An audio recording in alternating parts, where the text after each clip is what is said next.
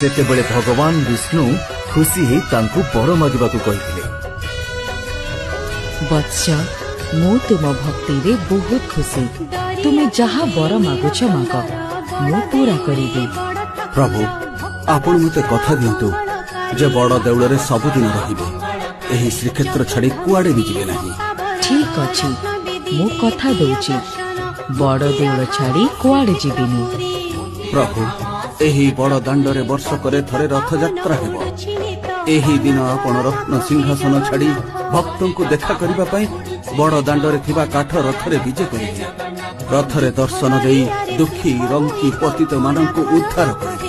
ଆଉ ବୁଢ଼ା ବଢ଼େଇର ବଂଶଧର ଯୁଗ ଯୁଗ ଧରି ରହିବେ।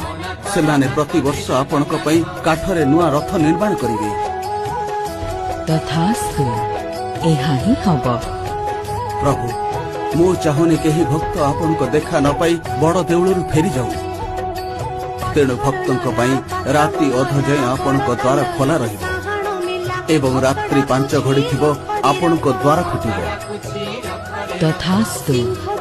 ବତ୍ସ, ଏସବୁ ବର ତ ଜଗତର କଲ୍ୟାଣ ପାଇଁ ମାଗିଲ। ଏବେ ତୁମ ନିଜ ପାଇଁ କିଛି ବର ମାଗ। ମୋ ନିଜ ପାଇଁ କିଛି ଦରକାର ନାହିଁ ପ୍ରଭୁ। ଦେବେ ଯଦି କେବଳ ଗୋଟିଏ କୃପା କରନ୍ତୁ, ମୋ ବଂଶରେ ମୋ ପରେ ଯେମିତି ଆଉ କେହି ନ ରୁହନ୍ତୁ, ଏତିକି ଆଶୀର୍ବାଦ କରନ୍ତୁ ପ୍ରଭୁ। କିନ୍ତୁ କଣ ପାଇଁ ଏମିତି ବର ମାଗୁଛ? ପ୍ରଭୁ, ମୁଁ ଚାହୁଁନି ଭବିଷ୍ୟତରେ ମୋ ପୁତ୍ର ନାତି ଅଣନାତି କେହି ବି ଏ ମନ୍ଦିର ଆମର କହି ଦାବି କରୁ। ତେଣୁ ମୋ ପରେ ମୋ ବଂଶରେ ଆଉ କେହି ନ ରହୁ। ଏସବୁ କେବଳ ଆପଣଙ୍କର ପ୍ରଭୁ। ତଥାସ୍ତୁ, ତାହା ହିଁ ହବ।